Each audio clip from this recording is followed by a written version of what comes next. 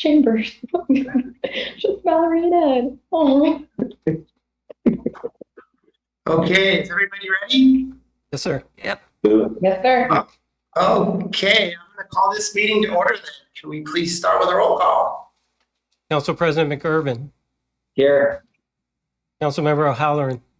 Here. Councilmember Rivera. Here. Councilmember Albertson. Here.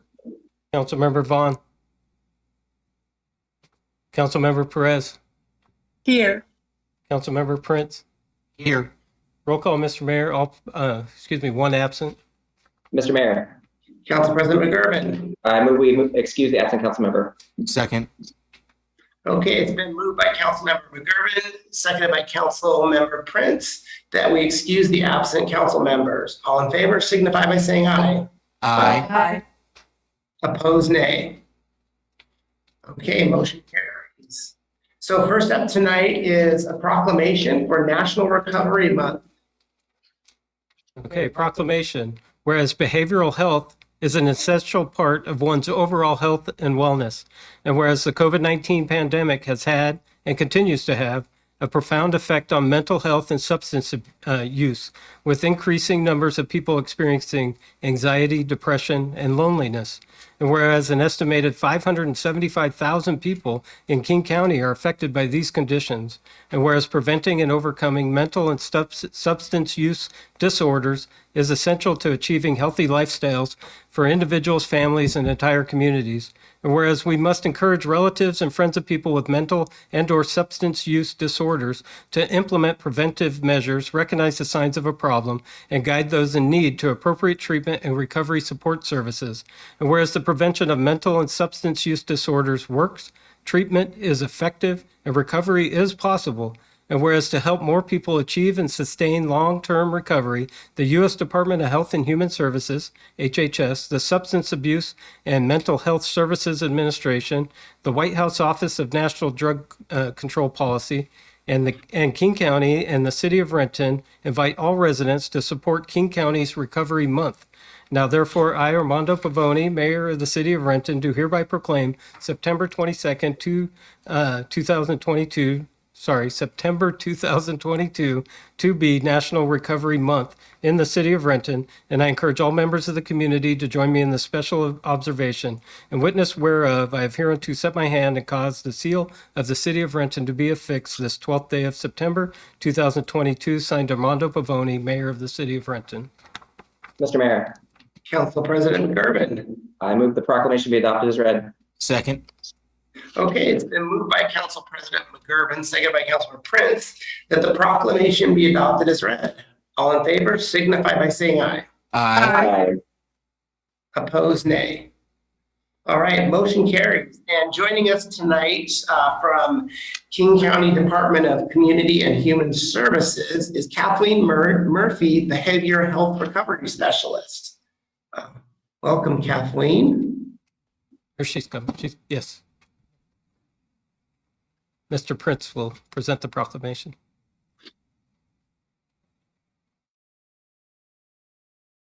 We've got a photographer here too.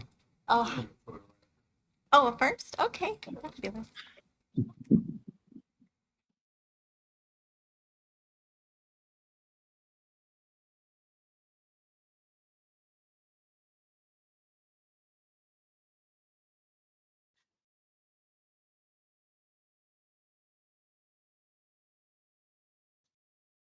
So my name is Kathleen Murphy. I am the Behavioral Health Recovery Specialist with King County's Behavioral Health and Recovery Division.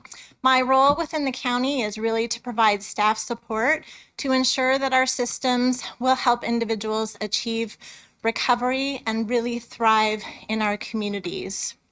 So on behalf of King County Behavioral Health and Recovery Division and the individuals in recovery from mental health and substance use challenges in the city of Renton, I thank you for your leadership and for proclaiming September 2022 as National Recovery Month. Recovery Month provides us with an opportunity to bring awareness to the thriving recovery community in King County. I am an individual in recovery. I'm very proud of that. I'm in recovery from both mental health and substance use issues, and we do have a thriving recovery community in King County. It gives us an opportunity to recognize the compassionate and dedicated behavioral health professionals who walk with individuals every day and support them in their recovery journey. Also to honor and recognize community members who are supporting individuals. By proclaiming September as National Recovery Month, you're really helping to end the stigma around behavioral health conditions that keeps individuals and families feeling isolated and alone. You're helping to share the message that is this year's Recovery Month theme, which is recovery is for everyone, every person, every family, every community.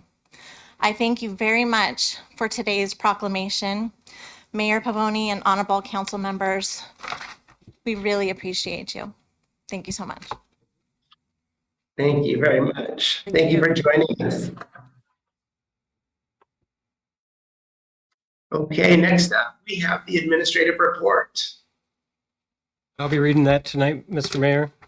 The 2022 Structural Condition Assessment Field Surveys for the structural facilities at Jean Coulon Memorial Beach Park and Kennydale Beach Park began September 6th and will be completed by September 15th. The assessment is conducted every 5 years to determine the structural condition and safety of the park facilities and structures. Park facilities will remain open during the process except for brief and isolated closures at the boat launch. Structural assessments conducted primarily via boat will include in-water diving and above-grade visual inspection. Second, Surface Water Utility Division performs annual cleaning of the Matson and Maplewood sediment ponds to remove gravel, sand, and fine sediment that would otherwise deposit within the creek channel and cause flooding problems. Sediment basin cleaning work was completed in August. Consistent with permit requirements, live fish were removed from the stream segment between the sediment pond, outlet culvert, and the temporary dam built to divert stream flow around the pond. Fish were also removed from the sediment ponds as water was pumped out. All fish were relocated to Matson and Maplewood Creek downstream of the sediment ponds. Third, Renton History Museum has added Tuesdays back into their schedule with open hours Tuesdays through Fridays, 10 a.m. to 4 p.m.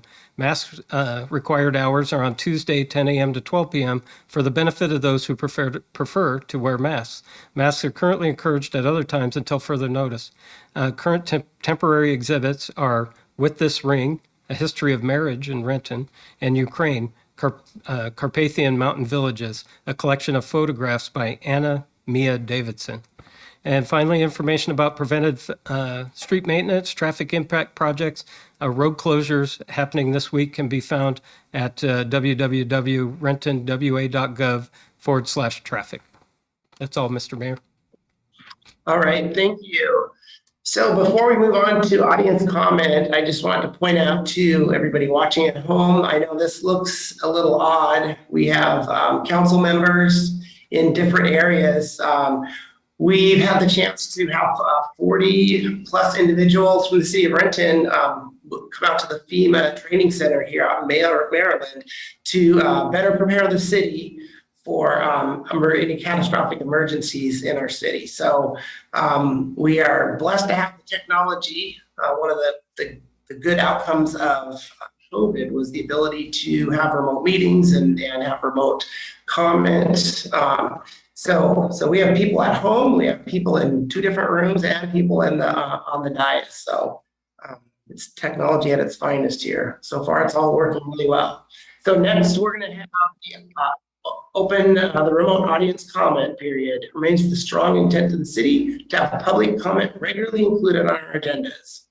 Each speaker will be given 3 minutes to speak. You'll be called upon by a city staff member. The staff member will call the speaker's name and unmute the appropriate microphone, which will send an automatic prompt to the speaker of, "You've been unmuted." This is the speaker's cue that's their turn to speak. Please begin your comments by stating your name, city of residence, and the topic you're addressing.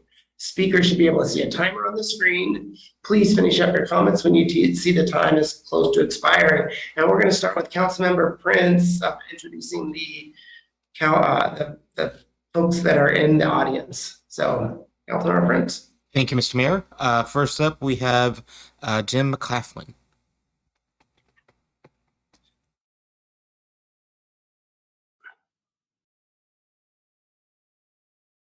My name is Jim McClaughlin, and I live in Lower Kennydale, which of course is Renton, and I want to speak about people living on the streets.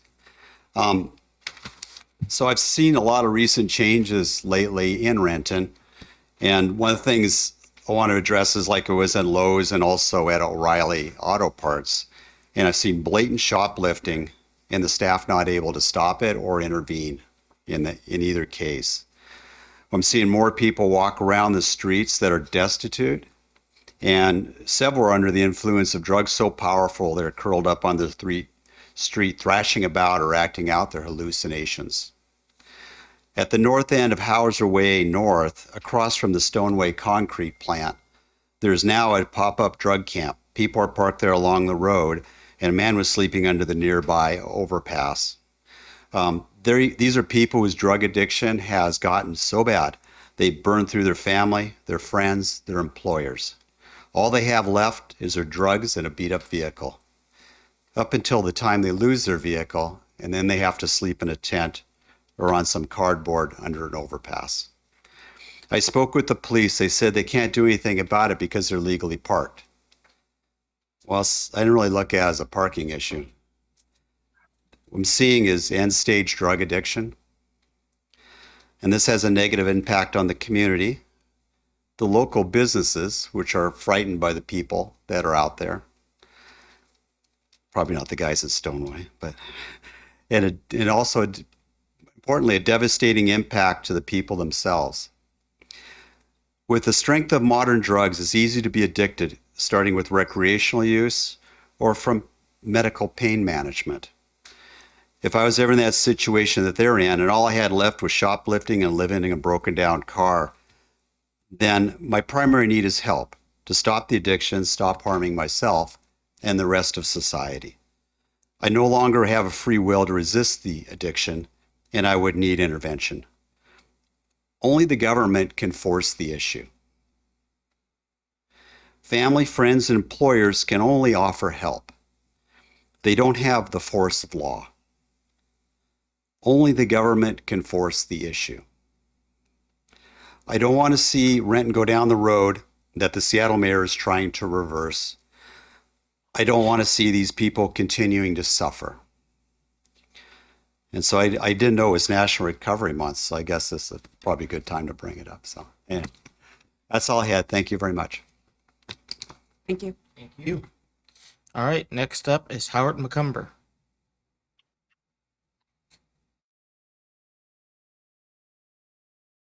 I didn't used to have a cane to come up here. It's been a long time, but I just enjoyed it. I was there at the park on Saturday doing our day of service, and I saw Valerie. She came over, and I thought, it's been a long time. So I thought I'd come on down and say hi. Ed has served us all the time.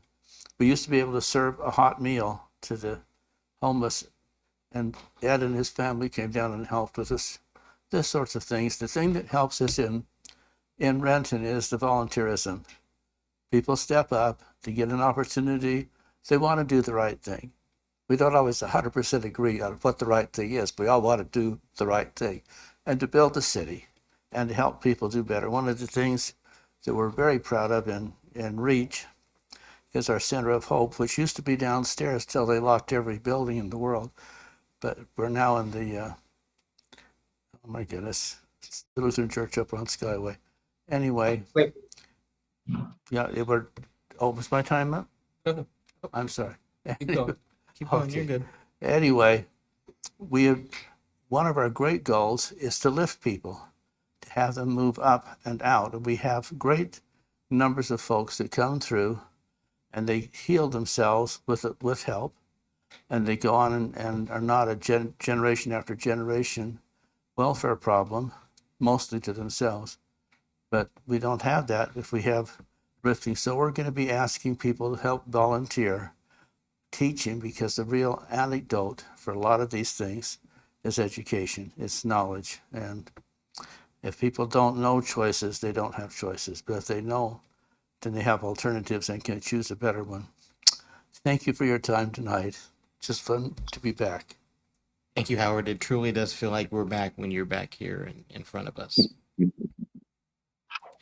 All right, next up is Shelby Smith.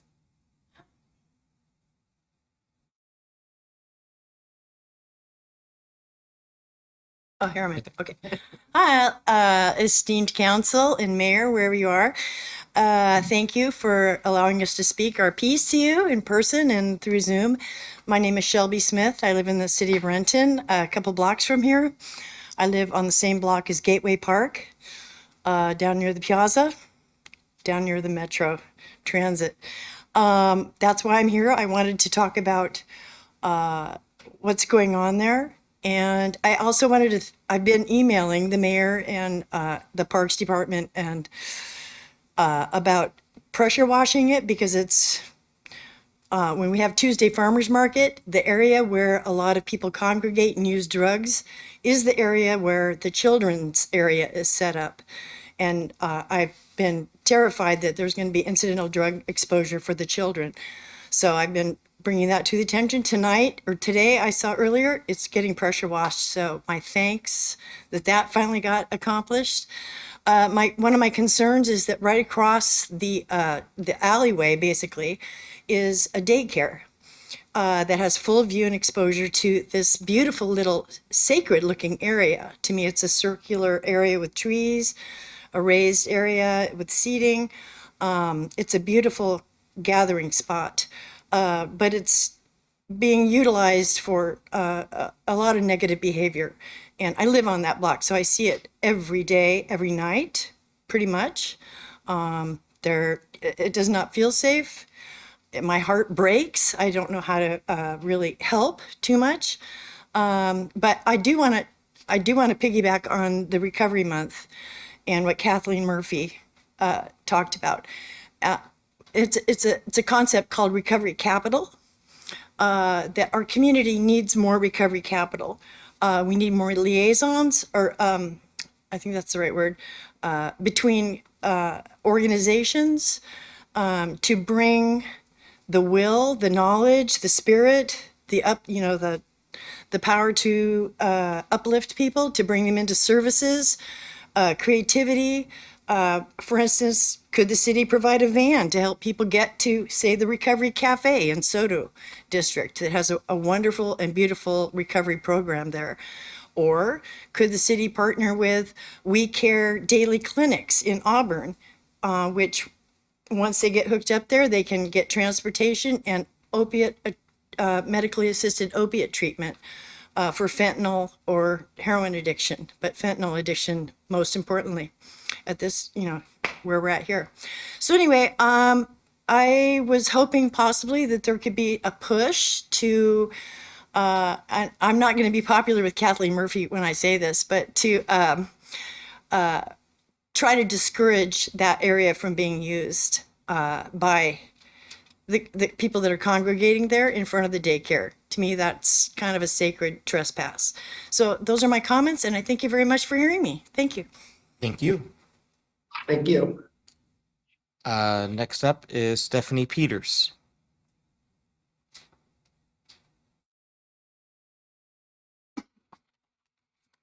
Hello, my name is Stephanie Peters. I'm a lifelong Washington resident, and I've been a homeowner in Renton Highlands for the last 15 years. And the reason I'm here, as you can tell, crime has been on the rise.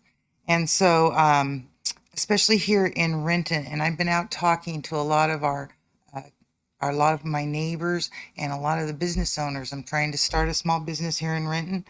And so I'm here to humbly ask the council and any of the community here to hold our state representatives, especially from District 11, Renton and Tacoma, accountable to the damage that some of their changes in the laws that they passed have done, not only to our city here in Renton and our community, but across the state. Personally, my family is dealing with the addiction problem in Spokane. You hear the same sorts of things about the fentanyl and meth. And I would like to bring up, there's 11 what I consider disastrous changes they made in our state statutes in the last 2 years, 2 of which I'm here to address tonight. One is everybody seems to hear about the no chasing of the cars. That seems to be very popular on television and on the radio. The news seems to cover that, but they haven't really been covering the issue that with the changes that they had for the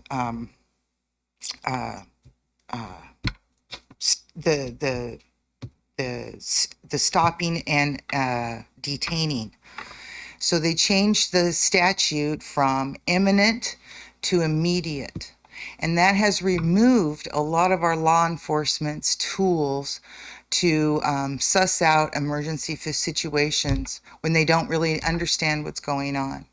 And I understand that they added a whole lot of other paragraphs within the statutes to help supposedly to help the community resist constitutional amendment violations, Fourth Amendment violations. But what I have seen and personally experienced is them removing the officer's ability to really protect our citizens.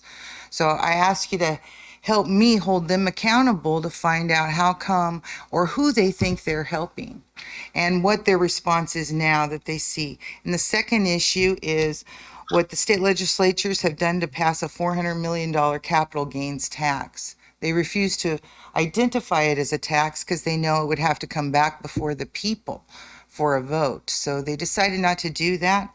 And so I'm again wondering how come they couched their statutes like that, because I see that as really hurting our already disenfranchised small business community, as well as really hurting anybody who's trying to start a small business like myself.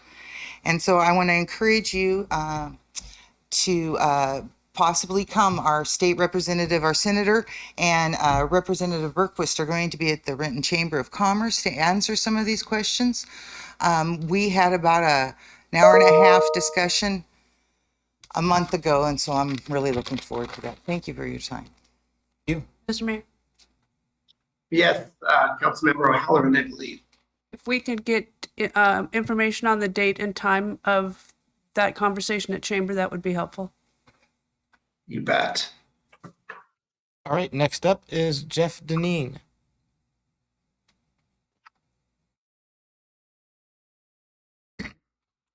Jeff Deneen, Renton, Washington. I'd like to talk about our downtown homeless crisis. Deere and Walsh, in their book Landscapes of Despair, provides a clue as to why the homeless are concentrated in particular areas. They started to look at the locations of public institutions such as homeless shelters, food banks, and other organizations that support and provide relief for low-income and homeless people. What they found was a clear pattern, with services concentrated in relatively small areas of a city, transforming these areas into what they called zones of dependence. Effectively targeting areas in a city and creating an endless feedback system with new services locating themselves where the clients are, which in turn draws ever-growing numbers of clients. A practice resulting in the creation of what they call urban ghettos of the social dependent. This practice, based out of good intentions, has a devastating impact on neighborhoods and communities that have been targeted. The concept of zones of dependence have been supported by a number of studies, most notably a Toronto study which provides strong evidence of the concept's impact on Canadian cities. Now, don't get me wrong, I'm not saying that these services are not needed. What I am saying is that there drastically needs to be a paradigm shift in the way we provide them and how we support the affected communities. At a time when public institutions have pledged themselves to social justice, equity, and transparency, to engage in practices that target specific communities, in effect turning them into urban ghettos, is flat out wrong.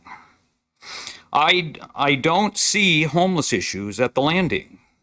If the city has concerns about homelessness, then there should be a city-wide approach to the problem. If the city's approach to a problem disproportionately impacts a specific area of the city, then the city has a moral, if not legal, obligation to adequately address the impacts. Our current model on how we manage homeless issues is a failed model.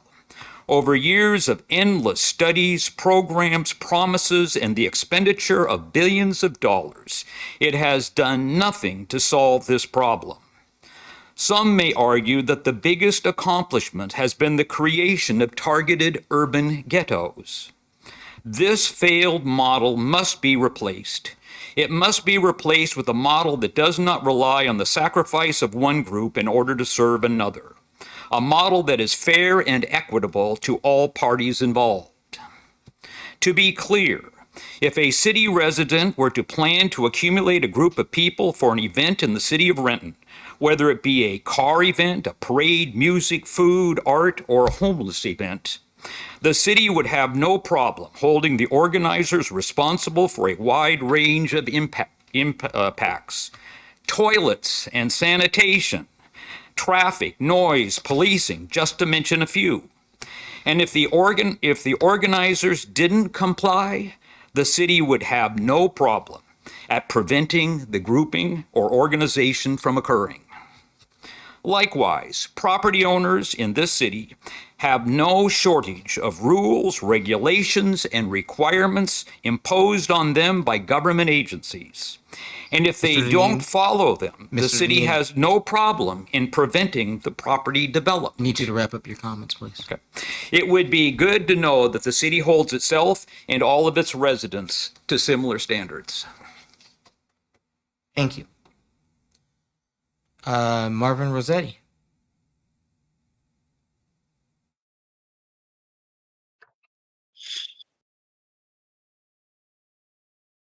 Thank you so much. I know it's a busy day here in Seattle, here in this near the Seattle area of what's going on, but I'm glad everyone is here today. The reason why I'm here, of course, is to talk about, like everyone else here, the increase and the emphasis of public safety in the city. I was present at the stakeholder meeting that was hosted by the Renton Chamber of Commerce on August the 24th, and focusing on law enforcement and the need for local officials to do more, especially in Olympia. And I was invited to go look at all of the open air drug use and drug dealing and the open consumption, especially right there, what should be the crown jewel and the entrance of downtown Renton.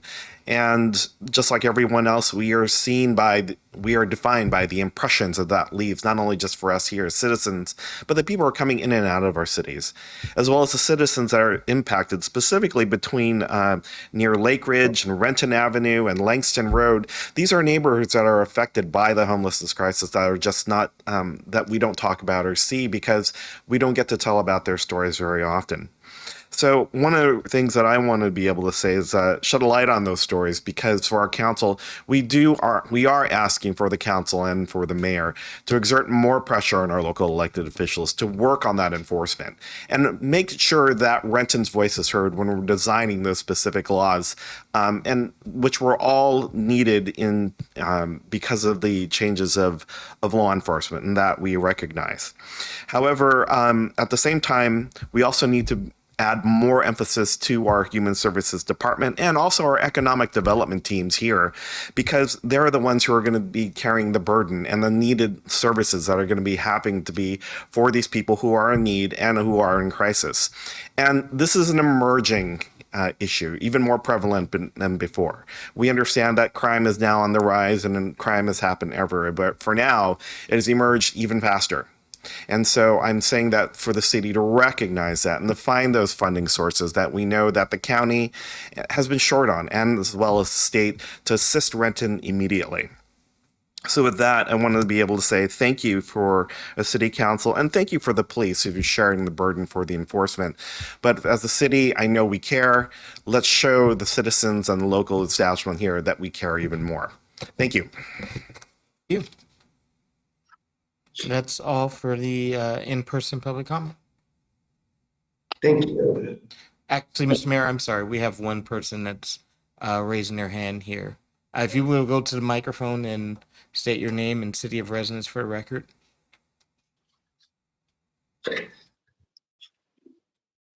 Thank you. Reverend Crystal Bennett. I live in unincorporated Seattle, and I have a business in downtown Renton, Silverlight Guidance. It's in the business of Four Sisters on South 3rd Street. I'm here to ask a question of the city regarding downtown Renton and how they select businesses to participate in their activities.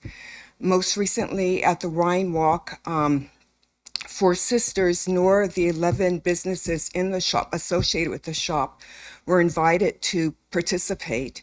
And apparently it's because of this is the hearsay, that people like us aren't welcome. And that would be people who provide alternative treatments and Wiccans and pagans, that we provide services to people. I was very disturbed to hear this.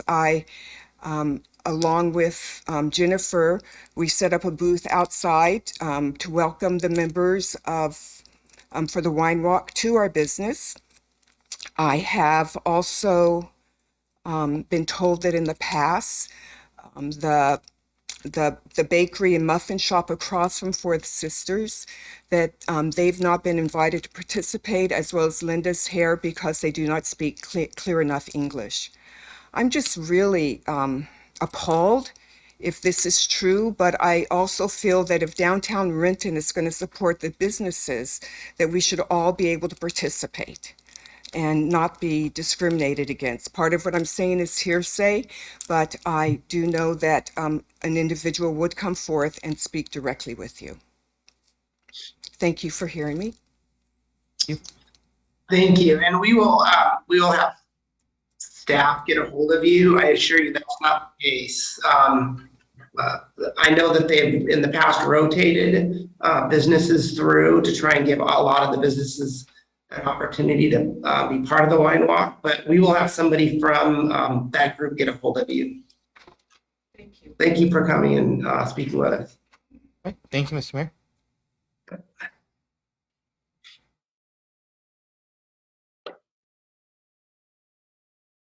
We have 3 people signed up to speak virtually. The first 2, however, dropped off the line. That was Vincent Hooks and Christine Stone. The third person that we have is Dr. Linda Smith. Dr. Smith, please go ahead.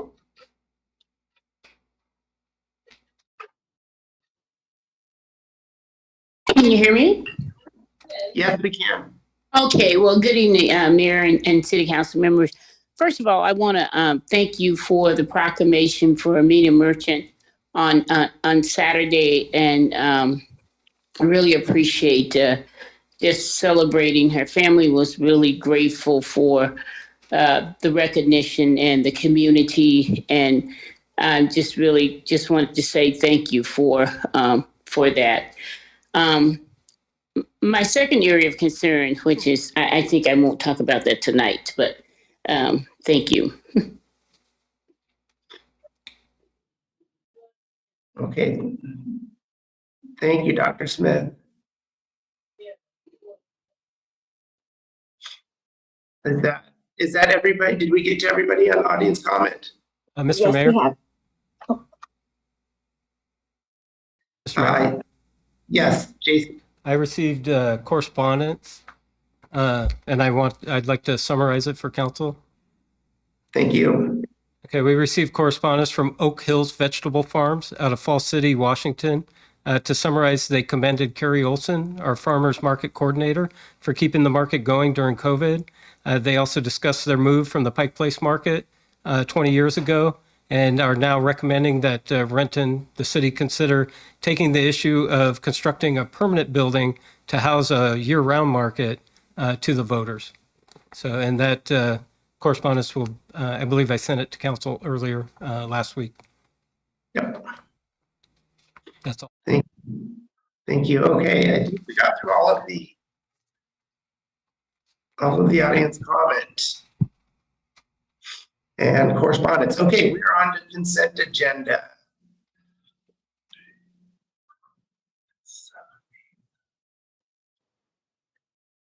Mr. Mayor?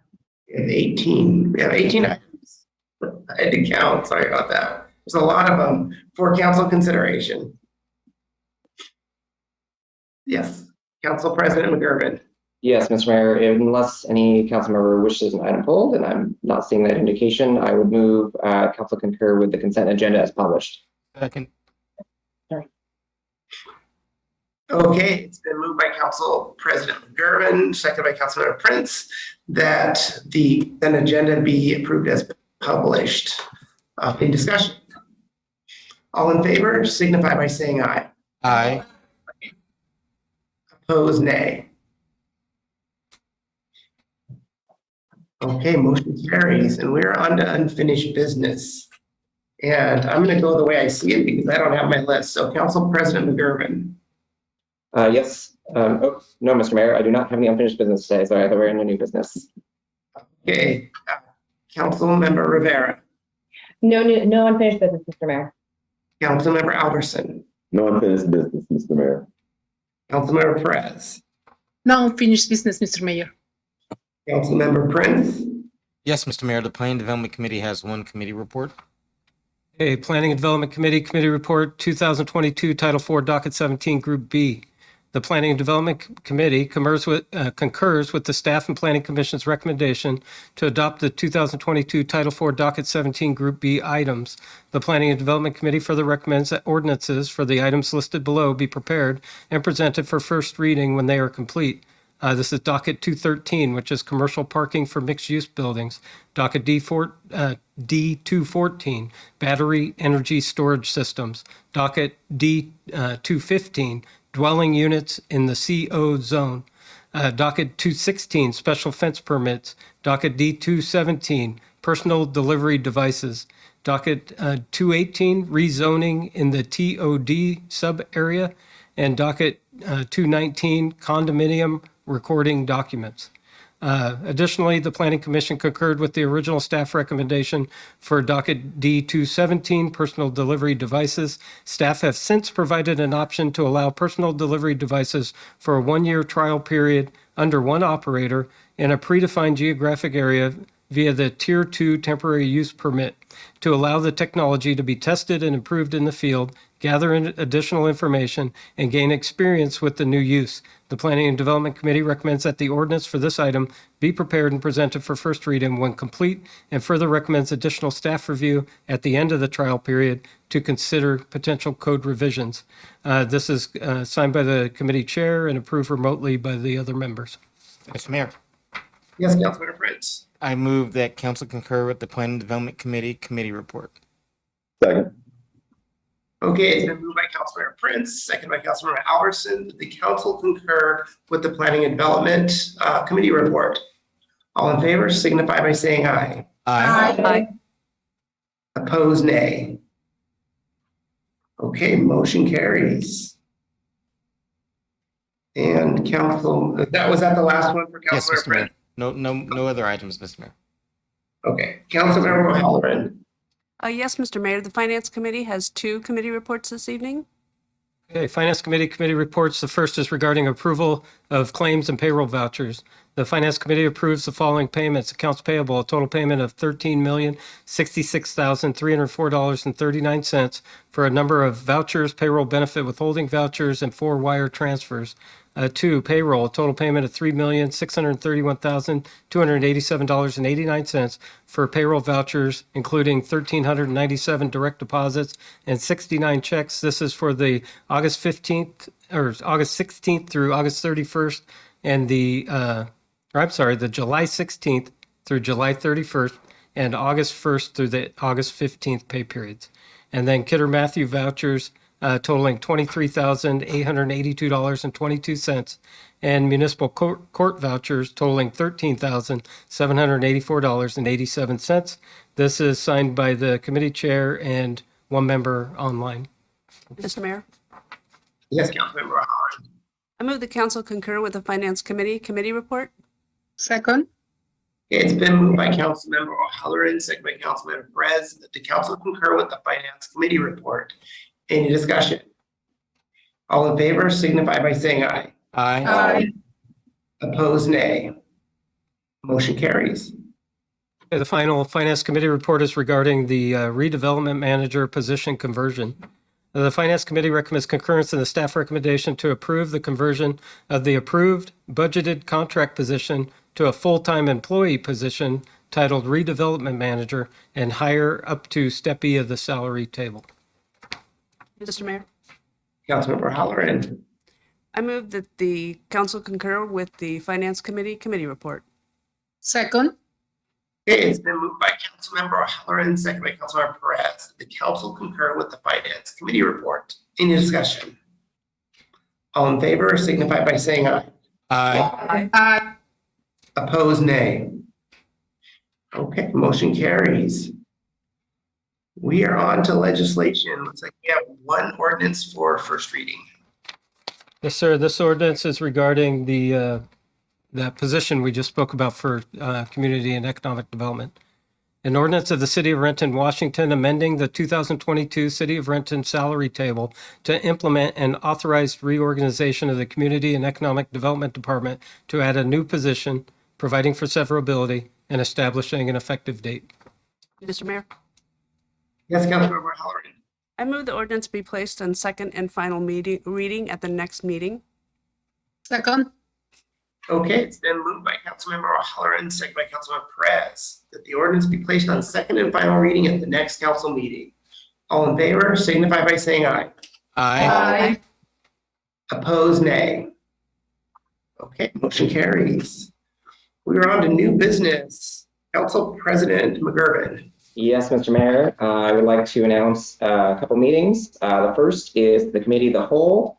We'll be meeting at 5:45 p.m. on Monday, September 19th, and there's just one item on the agenda, and it addresses the concern that many of our community members brought forward tonight in our previous meeting, and that is an update on public safety, where I hope to have a conversation to start getting into some of these issues as a council and hopefully begin to identify potential solutions to some of the things that have been concerns have been raised by residents. The second thing is that we'll have our regular council meeting at 7 p.m. And that will be in council chambers and possibly also be a video conference. And I just want to thank staff and concur in your remarks that opened us up. That it's very fitting as we're here for emergency management training that we're able to pull off something that might not be so dissimilar from where we in an actual crisis, where some of us are in some rooms and others. So this is all part of the drill as far as I'm concerned. So that is all, Mr. Mayor.